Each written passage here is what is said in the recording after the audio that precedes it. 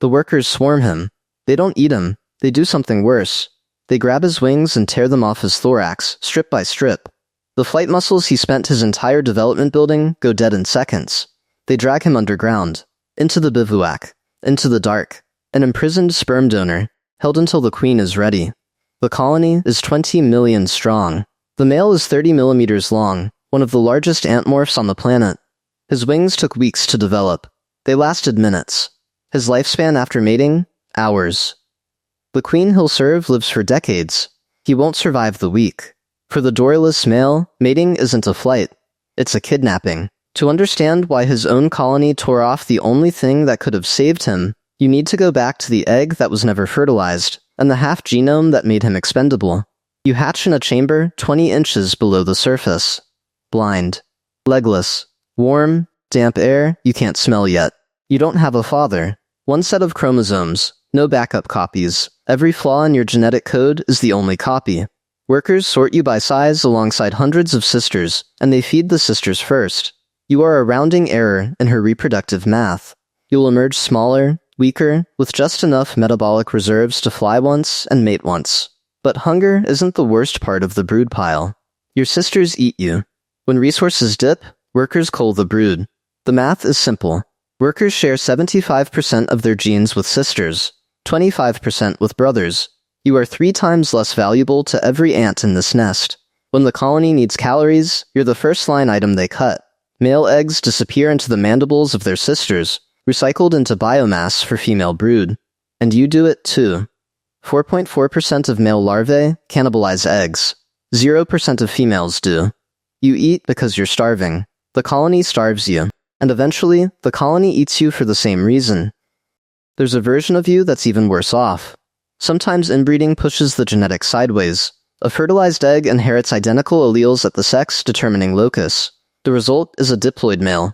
2 full sets of chromosomes, like a female, but male, sterile. Capable of producing sperm so broken it creates triploid offspring that can't survive. You consume the same resources as a worker. You contribute nothing.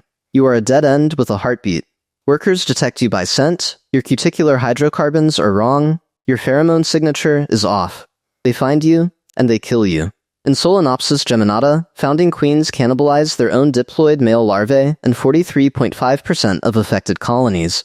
She's alone, surviving on dissolved flight muscles and body fat, and you're eating resources she needs for daughters who can actually work.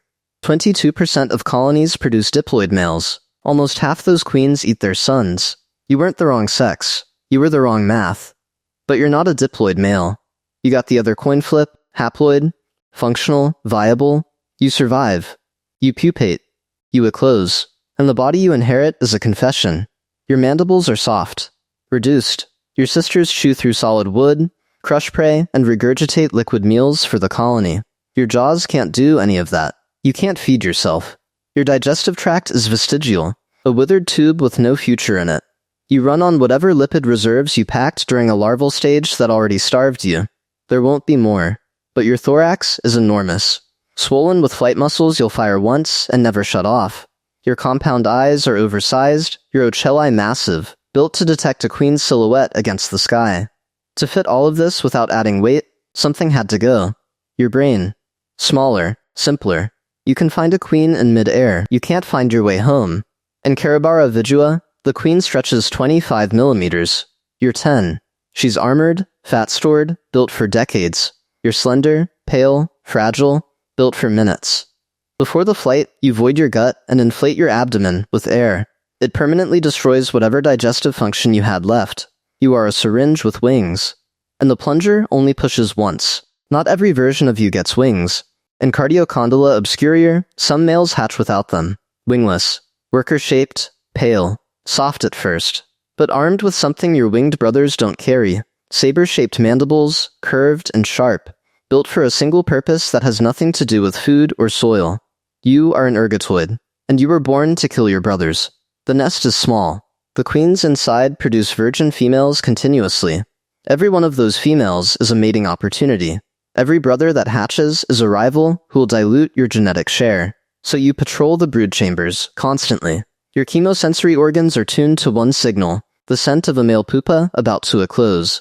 You find one. He's still in the casing. His cuticle is soft, unpigmented, unhardened. He can't fight. He can't run. He doesn't even know you're there. You grab him with your mandibles. The saber tips puncture his exoskeleton before it's had time to darken. And then you do something worse than killing him yourself. You smear a chemical from your hindgut across his body. A propaganda substance. It rewrites his scent profile, overrides the colony's kin recognition template. The workers register him as an intruder. They swarm him. They tear him apart. They do your killing for you. The vast majority of ergatoid males die within hours of being born. In most colonies, only one survives. One male. Every sister. Every queen. All of it, his. Until the next brother hatches and the cycle starts again. Half the chromosomes. No genetic backup. That was the first thing that went wrong, back when you were just an unfertilized egg. Now, it's the first thing that keeps you awake. You mate as often as they'll let you. Females arrive, you inseminate them, and each copulation burns through you. Every mating shortens what little life you had. You burn out in weeks, live fast, die having served the only function you were allowed. The queen of this same species can reproduce for her entire life. Her fitness increases late in life. She dies old and full. You die young and empty. There's another version of you in this same nest. A brother with wings. Darker cuticle. Standard mandibles, which means no weapons, no saber tips, nothing that could survive a fight with the ergatoid patrolling 5 body lengths away.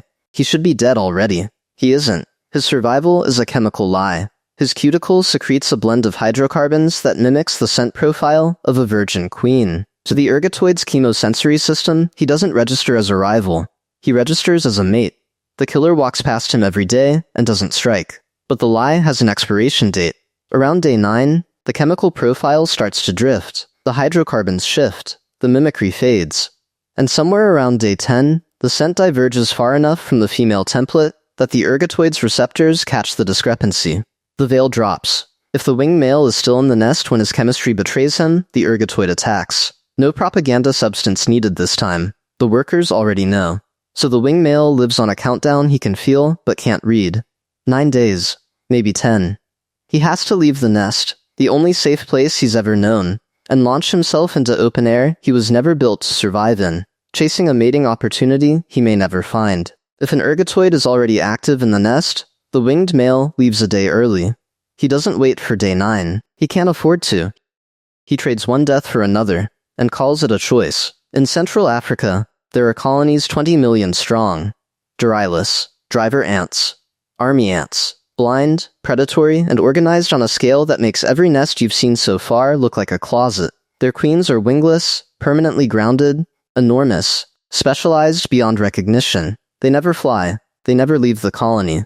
Which means the only way genes get in from outside is you. You're a Dorylus male, 30 millimeters long. They call your kind sausage flies, a swollen, cylindrical abdomen filled with seminal fluid, strapped to a pair of massive wings. You launch at dusk, guided by faint pheromone traces and the visual ghosts of marching columns below. You find one. A foreign column, millions of workers pouring through the dark. You land near it. Your size saves nothing. The first mandible locks onto your wing before your legs have stopped folding. You feel the joint give. Then another set of jaws clamps onto the second wing. The thorax muscles that took your entire development to build, the ones you fired exactly once, go slack as the connective tissue shreds. You can feel every point of contact. You can't fight back. Your mandibles are soft. Your body was never meant for this. The ground swallows you. They drag you down through tunnels built for bodies a fraction of your size. The air changes. Humid. Dense. No light. No pheromone trail you could follow even if they let go. They don't let go. You wait in the dark until the resident virgin queen is ready. You serve your purpose. And then they leave you, gutted, grounded, blind in a tunnel system you will never navigate out of. The wings are gone. The sperm is gone. You are the empty casing of a delivery that already happened. For most species, the nuptial flight is the entire point of your existence. Every calorie, every chromosome, everything you survived to get here, building to this. Environmental triggers align, and thousands of males and queens pour from nests across the landscape. The sky is chaos. Birds pick off males by the dozen. Bats sweep through at dusk. You've got oversized eyes, hypertrophied flight muscles, and no defensive capability. You can't sting. You can't bite. You find a queen. Inata columbica, the leafcutter, she's enormous. You lock on. The coupling is fast, violent, and mechanical. Your endophallus averts directly into her bursa copulatrix. The hydrostatic pressure builds. The sperm bundle fires. Accessory gland secretions follow. Viscous fluid that hardens into a mating plug, sealing her reproductive tract behind your genetic payload. The force required is more than your body can survive. Your genital capsule ruptures. It detaches from your abdomen and stays lodged inside the queen. You're no longer a complete organism. The missing piece of you is already flying away inside someone else. But the war doesn't end when you fall. Your seminal fluid is a weapon, loaded with serine proteases engineered to destroy rival sperm already stored inside the queen. She stores upwards of 30 million sperm per mate, keeps it viable for a decade, uses 1 to 2 cells per egg. Your chemicals attack her other mate's contributions from the inside. The cost is mutual. Queens inseminated with this fluid suffer decreased immune function and higher mortality. She flies on. You don't.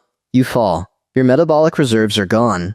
Your nervous system collapses. You wander for a few hours, if that, and stop. Piles of your kind collect on sidewalks and bare soil. Workers from nearby colonies push the husks to the edge. A drift of dead males, stacked like currency no one needs. Every version of you so far has ended the same way. You're used. You die. The colony continues. Your genes dissolve into the workforce, daughters who carry half of you and none of your autonomy. But there's one species where the males broke the rule. Wasmannia oropunctata, the little fire ant. In certain clonal populations, the queens clone themselves, perfect genetic copies via parthenogenesis, no male contribution needed. Your genes are locked out of the royal line. Under that system, your DNA lives only in sterile workers, a genetic dead end. But the males of Wasmannia do something no other ant male has done. When a queen fertilizes an egg with your sperm, something goes wrong, deliberately. Instead of fusing with the maternal genome, your genetic material triggers the complete elimination of the mother's DNA. Her chromosomes are destroyed. The egg develops using your genome alone. A haploid male. A perfect clone of you. Your sons have no mother. For the first time in the history of Formicidae, a male ant's genome propagates itself across generations without dilution. Queens only have mothers. Males only have fathers. 2 gene pools running in parallel inside the same colony. It looks like a rebellion. It looks like you win. You don't. You still can't eat. You still can't fight. You still live weeks, not years. The cloning doesn't fix the mandibles, doesn't repair the gut, doesn't extend the clock. Genetic immortality trapped inside a mortal shell. Even the rebellion changes nothing about the body. The flight is over. The queens that survived are already underground, biting off their own wings and sealing themselves in. You're on the surface. The ones who mated are falling. The ones who didn't are falling too. There's no difference. Mated or not, the body shuts down the same way. Metabolic reserves depleted. Nervous system collapsing. Gut empty since before the flight. You wander. Your legs slow. Your antennae stop reading the air. Somewhere beneath you, workers, a colony, maybe the one you were born in, but you can't follow the trail. You don't have the neural architecture. That was traded away before you hatched. Swapped for compound eyes that tracked a queen across a sky you'll never see again. Foragers step over the dead and the dying. They don't carry you home. You aren't food. You aren't a threat. You're debris. The colony that made you is already laying the next generation. Some eggs fertilized, some not. The unfertilized ones become you. Again, the only place your genes survive is locked inside a spermatheca you'll never see, feeding a lineage that will never carry your name.